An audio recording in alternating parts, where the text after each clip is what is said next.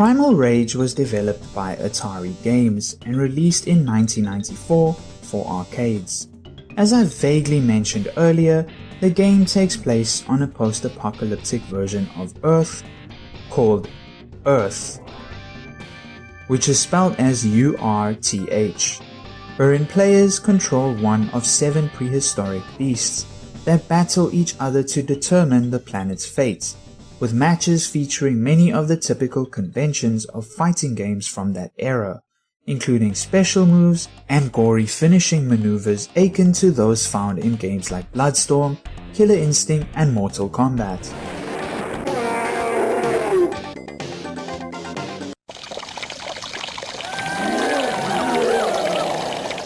Primal Rage was a traditional two-dimensional fighting game in which 2 players select characters to battle each other in one-on-one combat, or a single player is faced with a campaign of fights against CPU opponents of increasing difficulty.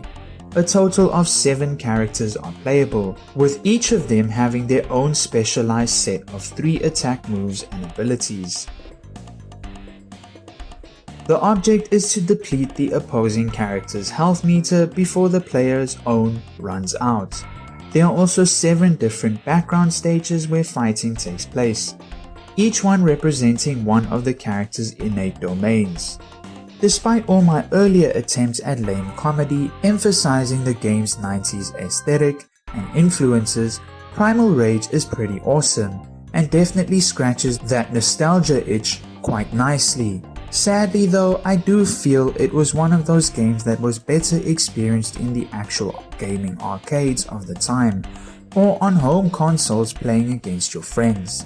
The footage I have here is from a PlayStation 1 emulator, and while I do have fond memories of playing it as a kid in local arcades, the charm and nostalgia of it wears off very quickly, as there isn't much else to do other than pick a prehistoric beast and fight other prehistoric beasts until you've beaten them all and repeat the cycle all over again. There was meant to be a sequel to Primal Rage which was planned for release in 1996 and which actually got pretty far in development and even had been ported to at least one arcade cabinet before being cancelled due to fears that it would not generate enough sales in a market that had begun shifting more towards 3D fighting games like Tekken 2 and the Virtua Fighter series.